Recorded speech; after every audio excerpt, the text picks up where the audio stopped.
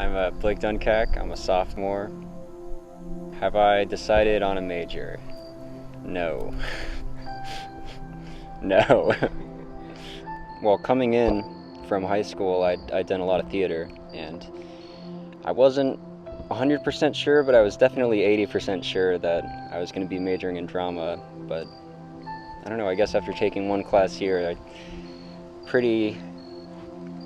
got a pretty clear message that drama was not right for me, I guess.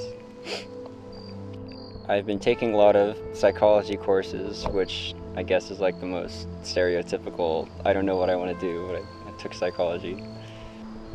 I could say I haven't found something that like drew me in really.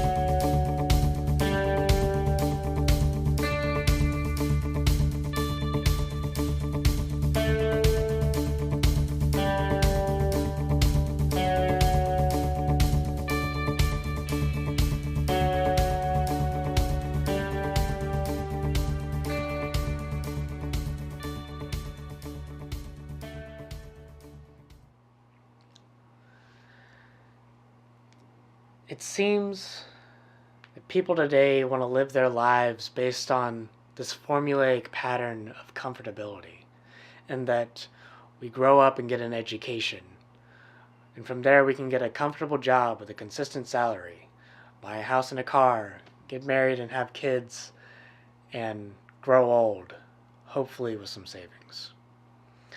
But there are so many people that just go through life moving through the motions without any direction or goal to guide them.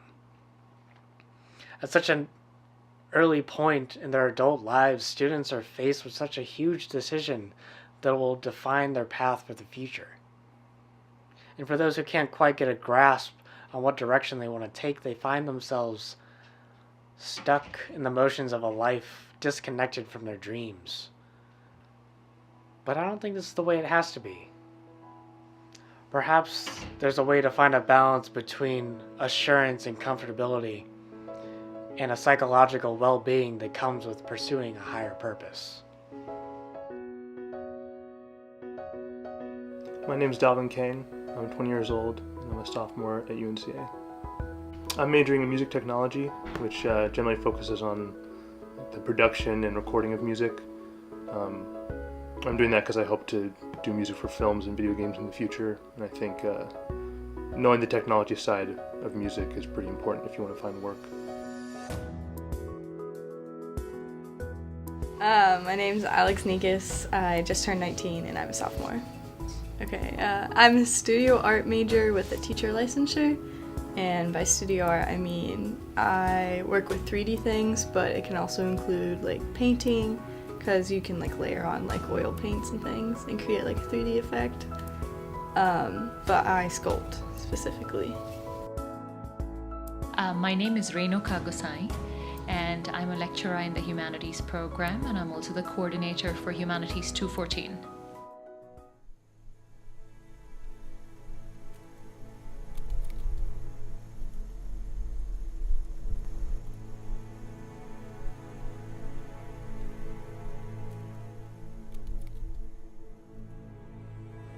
I can't remember exactly when. I think it might have been I saw Inception, and in the movie it was like, I think it was the second time I saw it, I realized how much the music was what made me love the movie. And because of that, I kind of started thinking, I think I could write music like this. Growing up, I always liked film scores, and that was kind of what resonated with me when I would leave the theaters. I would always talk about the music, but I never thought I could do it. It just seemed like this foreign idea that I could make the music for something.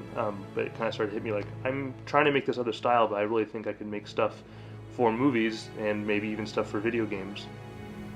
I graduated early from high school, and then I worked for a little bit.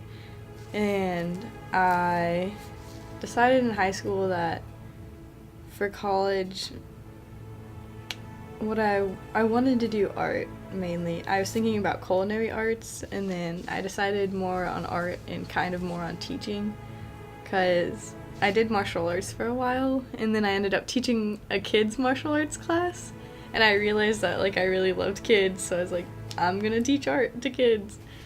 But so I was like, I just need something with art mainly. I wanted to be a diplomat all my life, and that's why I was doing my MA, and then I started doing my MPhil. And then I wanted to make some money on the side, and I said, let me teach a few classes because I have the expertise, why not? The first day I taught an undergraduate class was when I was 22 years old. And that day, I won't forget that day, I was in India and I called up my dad, who was in Ukraine at the time, and I said, Daddy, I don't want to be a diplomat anymore. And he said, nobody asked you to. And he said, nobody asked you to do whatever you want to do, right? And he put the phone down, and I was like, oh my God, I'm going to be a professor.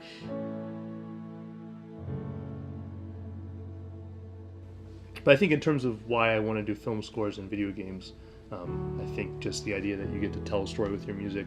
I think people even who don't do film and video games try to do that with their albums, to have some sort of narrative so that if you listen to the full album, you feel this sense of completion. As someone who grew up playing video games and really escaping into video games and movies, I think having my music have a symbiotic relationship to narratives is really fulfilling.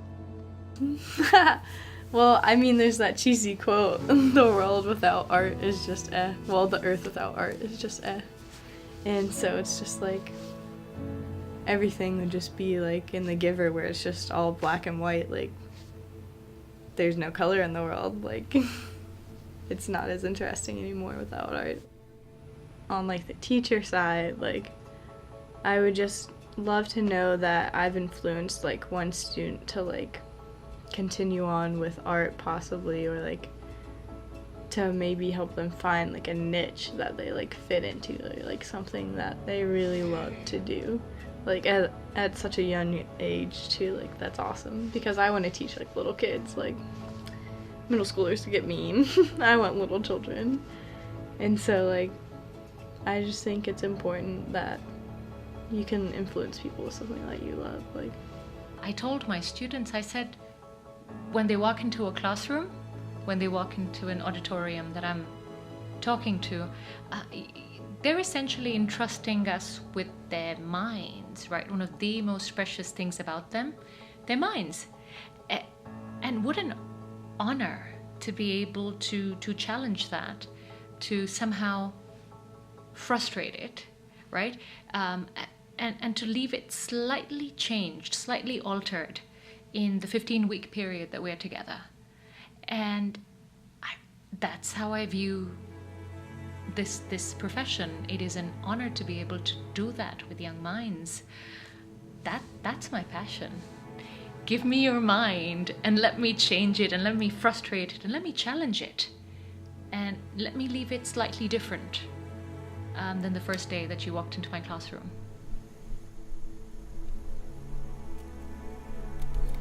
I feel like having a passion honestly just makes life easier in general. It's something you like and know you're good at, and it's something you can reaffirm that you're good at, and it's an outlet as well, a creative outlet, hopefully. I think it makes it easier to get through life. You got passion, multiple passions, hopefully. Once I realized what I wanted to do, it added a lot of clarity to my life. I think when you start to get older, to around like the 17, 18 age, I mean, even 16, when you start thinking, okay, what do I want to go to college for, or what do I want to do?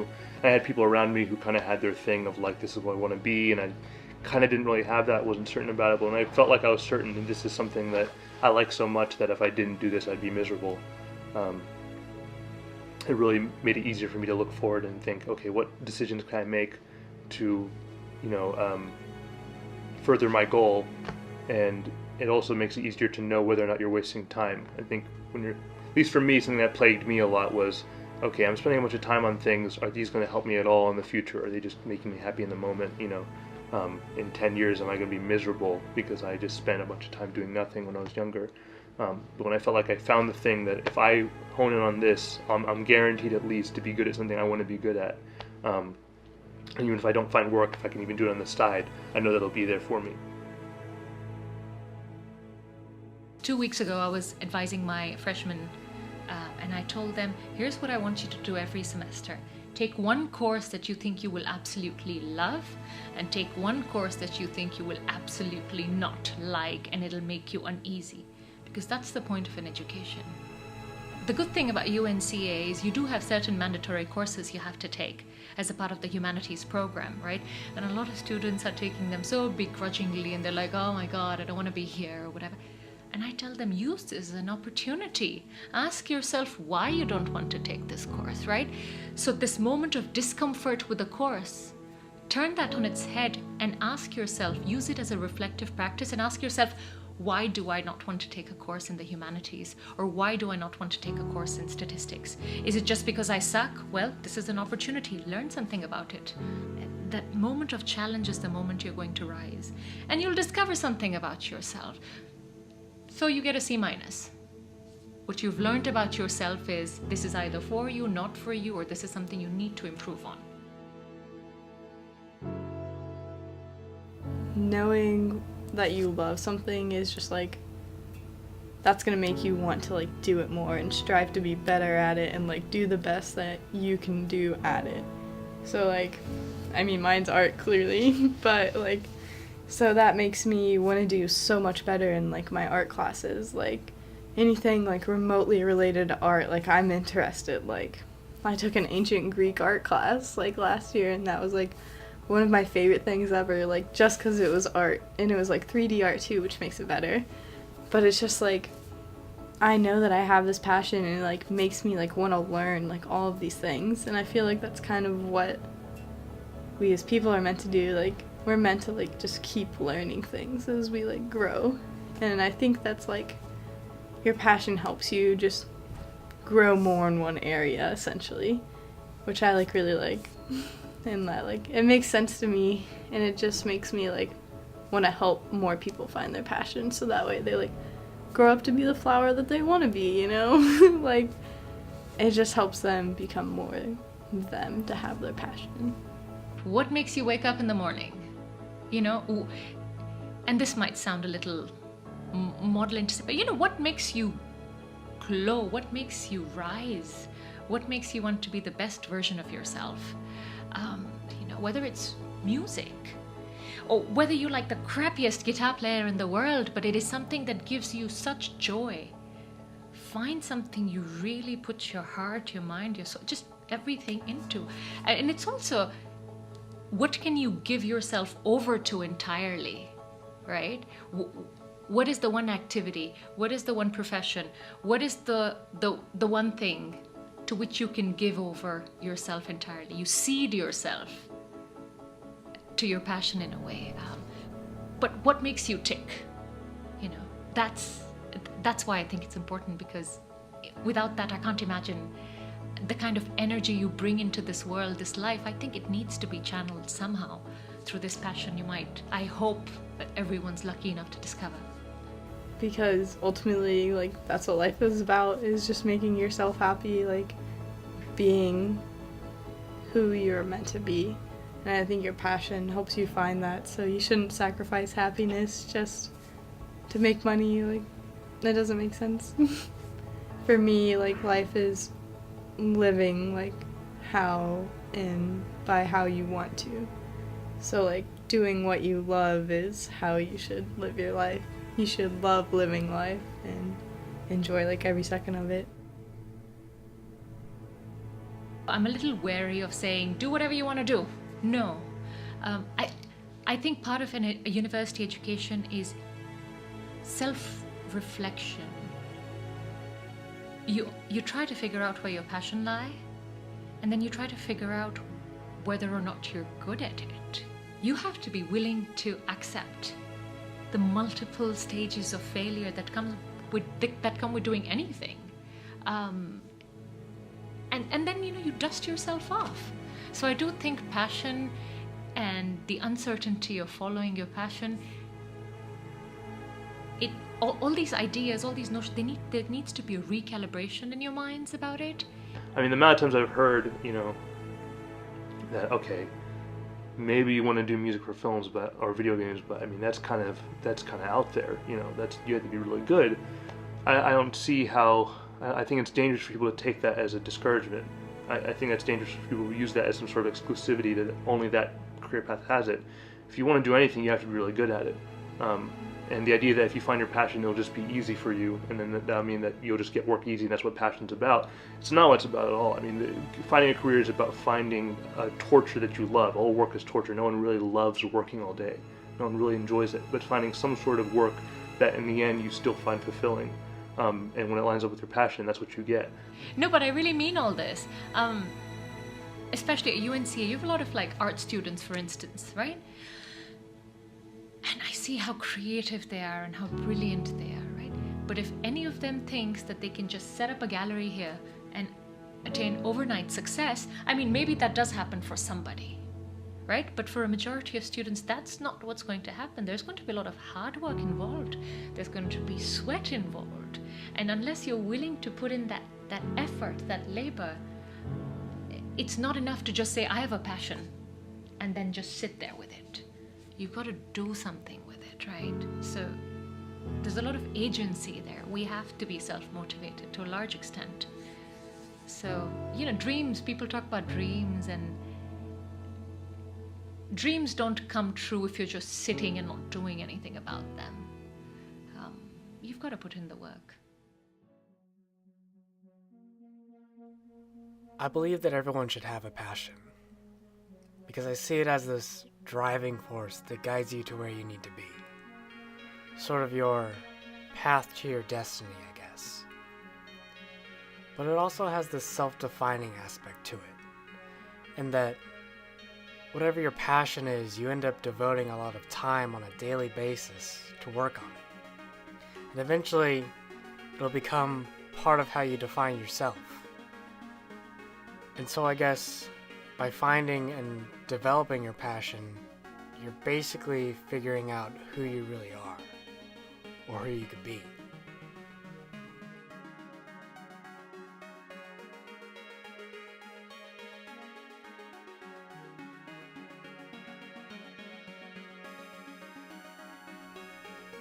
And if the goal is to pursue your passion as a career, one must understand the need for self-motivation and determination during this challenging journey. While the mindset during points of challenge and failure must be that discomfort is merely a signal for growth. For the goal should not be to live a comfortable life, but a fulfilling one. A life where you define and redefine who you are. And for those who don't quite know what direction they want to take, maybe the first step is to figure out where you stand. And from there you can discern what it is that drives you.